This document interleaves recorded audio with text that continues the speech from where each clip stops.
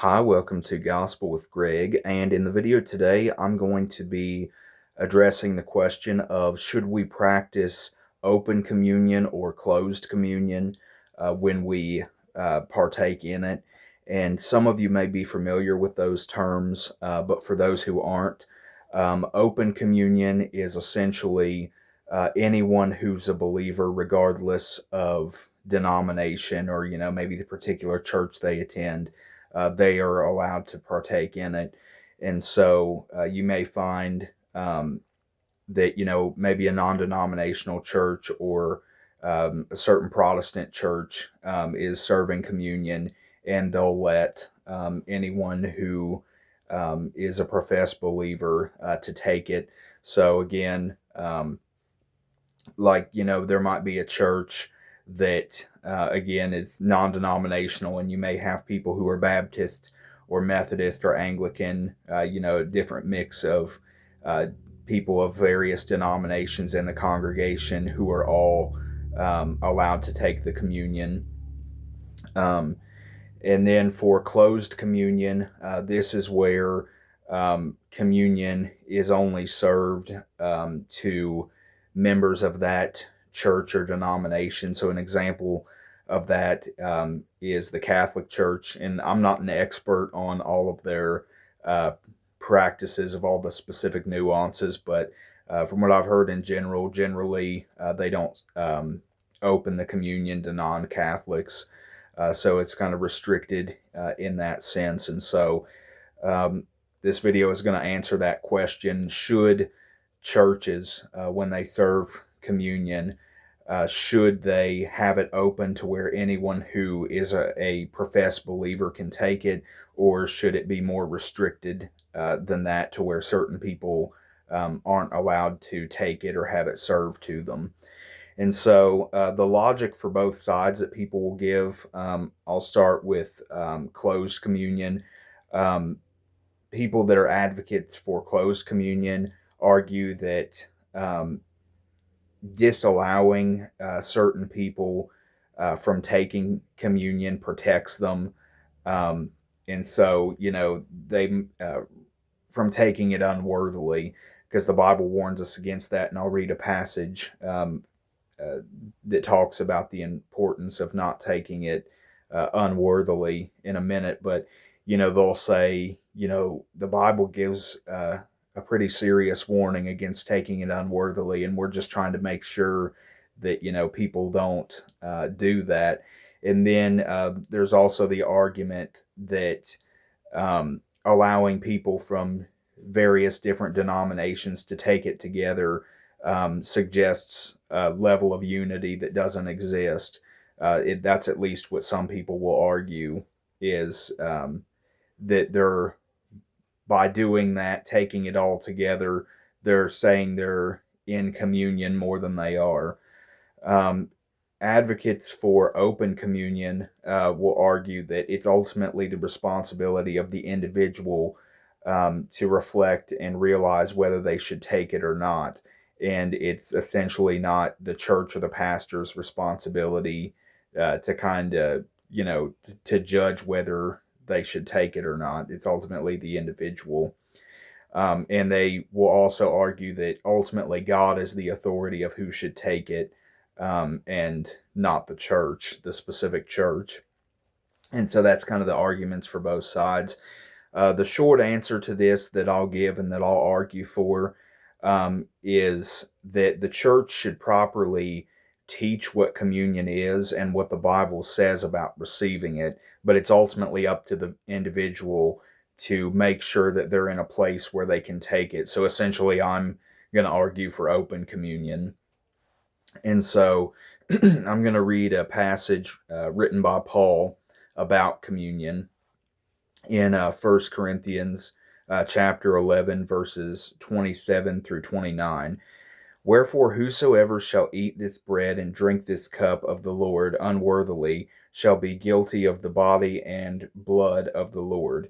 But let a man examine himself, and so let him eat of that bread and drink of that cup. For he that eateth and drinketh unworthily eateth and drinketh damnation to himself, not discerning the Lord's body. So that's the passage I alluded to earlier in the video. And so this clearly tells us that communion is a very serious and sacred thing.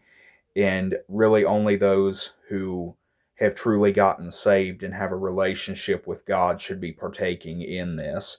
And so when it says taking it unworthily, it doesn't necessarily mean, you've earned it on your own necessarily, but is that relationship, is a genuine relationship with God, something that you really have? And so that's important, and really what Paul gets at.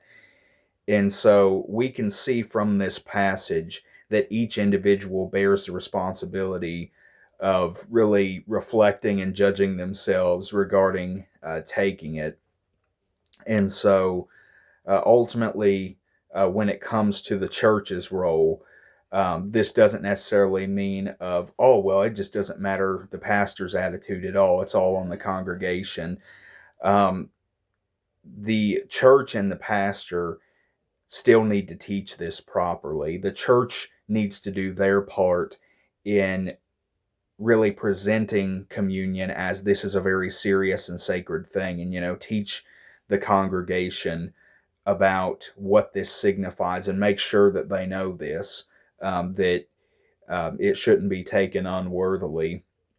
And so the church does have a responsibility uh, on that front. But again, it's ultimately up to the individual of what they do with that. If the pastor does a great job of outlining what communion is and making sure everyone knows what they need to know to take it, it's ultimately up to the individual at that point of what they do with that, because they know the truth now, and so they ultimately have a choice. And that goes along exactly with Paul telling us in this passage that we need to reflect on that.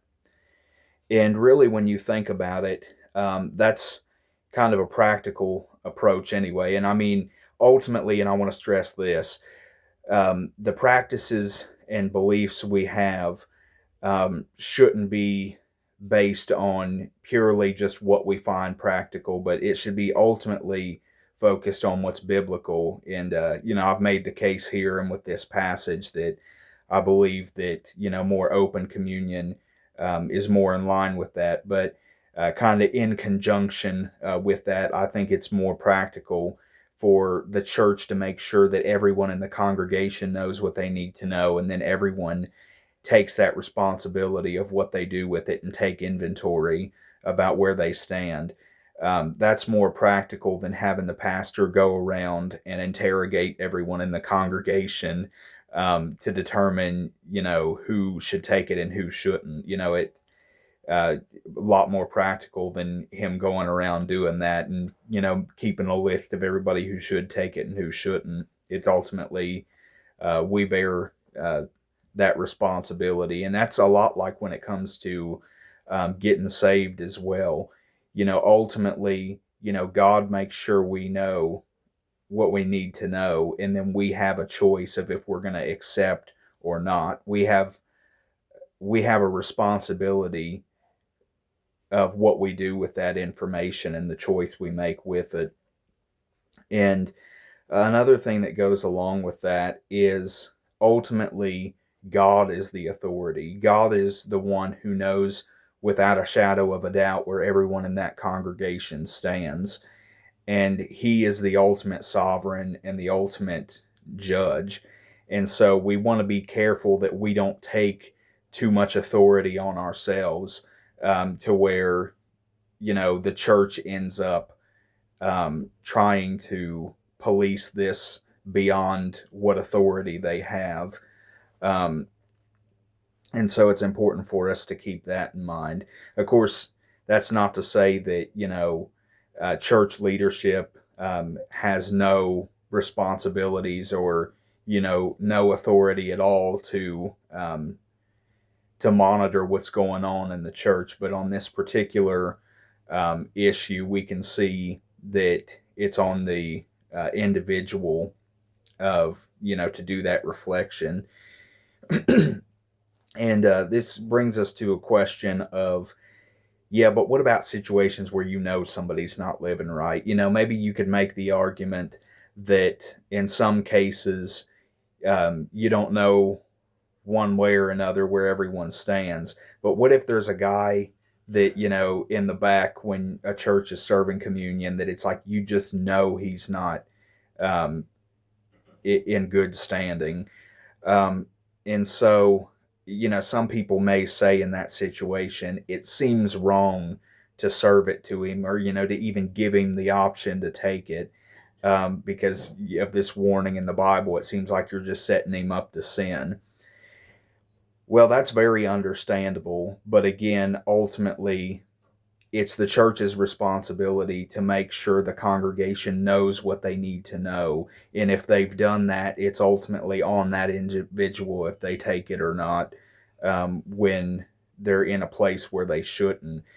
And something that goes along with that, if somebody's still wrestling with it, if I get what you're saying, but I just really feel like the church shouldn't give it to them. Well, what I would point to is that Jesus, at the Last Supper where the first communion was taken, he let Judas take communion. And Judas was right about to go betray him. And Jesus knew all that. He's all knowing. And so I would say in that situation, and Jesus was without sin. So that means that Jesus didn't do wrong by letting Judas take it. And so the reason for that is because Christ made sure all the disciples, including Judas, knew what they needed to know, and it was ultimately on them. So it wasn't wrong for Christ to um, give him that option, because it was ultimately on him of what he did with the information and to take inventory. And so um, that's a big thing I think we should think about. And so that's what I have for this video. Hope someone found it helpful. And until next time, God bless.